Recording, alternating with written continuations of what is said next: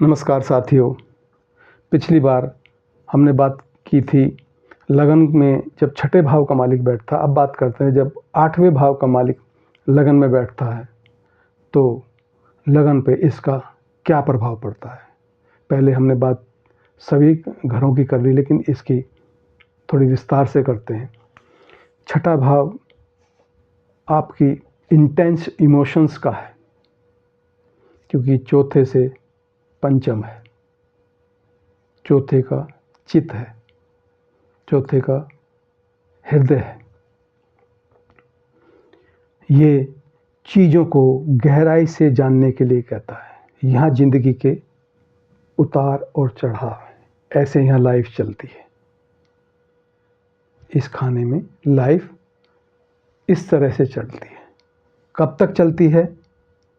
जब तक उसका विजन, उसका एक्सपीरियंस उसे ज़िंदगी के उतार चढ़ाव के बारे में नहीं बता देता, जब तक ये उतार चढ़ाव पेनफुल होते हैं। जब यहाँ ग्रह बैठता है या इसका कहीं ग्रह जाके बैठता है तो उस जगह की साधना करनी पड़ती है, उसको साधना पड़ता है, क्योंकि ये आपकी रोड सीधी नहीं है, ये ऊंची और नीची है। ये गहराई को दिखाता है। इसके जो भी इसके अंदर है वो गहराई में जाकर है। बाहर इसमें कुछ भी नज़र नहीं आता। ये सारी चीज़ें अंदर की बात करता है। इसमें इस ग्रह के जो प्रभाव में आता है, कोई व्यक्ति इस घर के या इस घर के मालिक के प्रभाव में आता है तो उसे ज्योतिष में रुचि होगी, छुपे हुए रहस्यों में रुचि होगी। यहाँ से सर्जन जो होते हैं, बॉडी को खोल के देखते हैं, वो यहीं से देखते हैं। छठे भाव से डॉक्टर बनते हैं, जो रोग रिपू ऋण का खाना है। लेकिन अगर किसी को सर्जन बनना है तो अष्टम भाव होता है। अष्टम भाव जिंदगी के उतार चढ़ाव दिखाता है। इसमें बैठ के व्यक्ति, इसमें बैठा हुआ ग्रह या ये ग्रह जब कहीं और बैठता है तो वहाँ उसके साथ ये सारी चीज़ें जुड़ जाती हैं। अब ये लगन में बैठा, लगन आपकी बॉडी है, आपका व्यक्तित्व है, आप स्वयं हो, आप स्वयं हो। ये भी लगन में बैठ गया तो ऐसा आदमी गहराई से सोचने वाला होता है। दूसरा, अष्टम भाव धर्म का वैभाव है, धर्म की हानि भी कर सकता है। ये सप्तम भाव का जो धन भाव बोलते हैं वो है, ये सप्तम का लाभ है। सप्तम आपके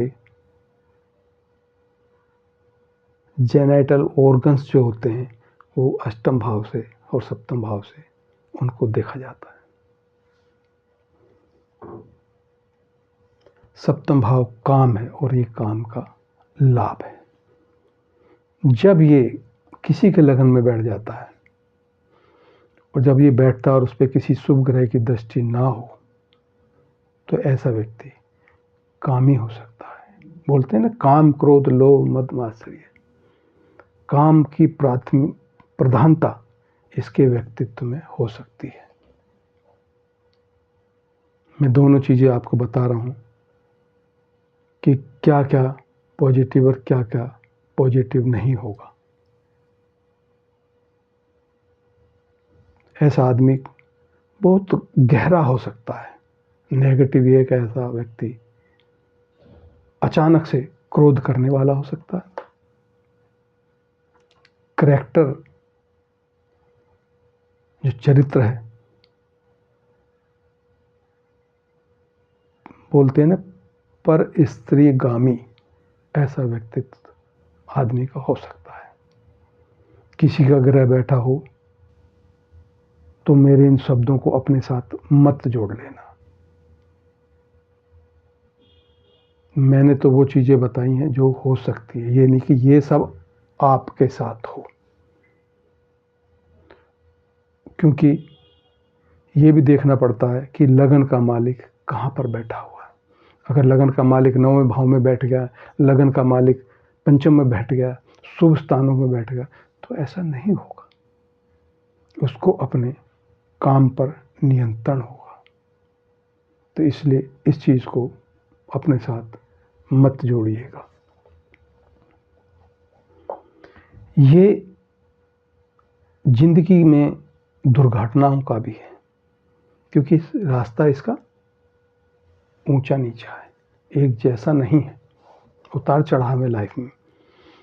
दूसरा, ये बदलाव का है, क्योंकि जैसे कुम्हार, मैंने बताया था पहले भी, जब कोई बर्तन बनाता है उसको ठोक ठोक के एक बड़ा अच्छा सुंदर आकार दे देता है। ऐसे ही ये व्यक्ति संघर्ष करते करते अपने आप में एक अच्छा बदलाव करके बहुत गहरा और बहुत ऊंचे व्यक्तित्व का मालिक बनता है। ऐसा आदमी टेक्निकल होता है, महारत होती है उसे किसी न किसी सब्जेक्ट में, गहराई से चीज़ों को जानता है। दूसरे का धन आपके व्यक्तित्व से जुड़ गया। अगर ये अच्छी कंडीशन में होगा तो दूसरे का धन आपके पास किसी न किसी रूप में, क्योंकि आप टेक्निकल हो, किसी चीज़ में आपको महारत होगी तो आएगा ही आएगा। ये पैतृक संपत्ति का भी है, तो पैतृक संपत्ति भी आपको मिलेगी। ये धर्म का नाश यहीं से होता है। यहाँ लालची होकर दूसरे के धन का उपभोग करने की एक प्रवृत्ति आदमी में हो सकती है। अगर इस ग्रह पर कोई नेगेटिव ग्रह या नेगेटिव हाउस का मालिक इस ग्रह को, इस घर को, लगन को देखता है या साथ में बैठा होता है, फिर इसके प्रभाव अलग तरीके से हो जाएंगे। ये तो अष्टम भाव के लगन पे प्रभाव आपको कैसा लगा ज़रूर बताइएगा। मैंने अपनी तरफ से अपनी जो सामर्थ्य है आपको समझाने का प्रयास किया, क्योंकि ये कोई कुंडली कोई छोटी चीज़ नहीं है। ये अष्टम भाव मैंने बताया और आपने मान लिया, ऐसा नहीं है। बहुत बहुत बहुत बड़ी विद्या है, और जो मेरा सामर्थ्य था मैंने वैसे आपको बताने की कोशिश की, फिर कोशिश करूँगा। बस आप अपना सहयोग मेरे चैनल को सब्सक्राइब करके और वीडियो को लाइक करके देते रहिएगा। जय सिया राम। आपका बहुत बहुत धन्यवाद।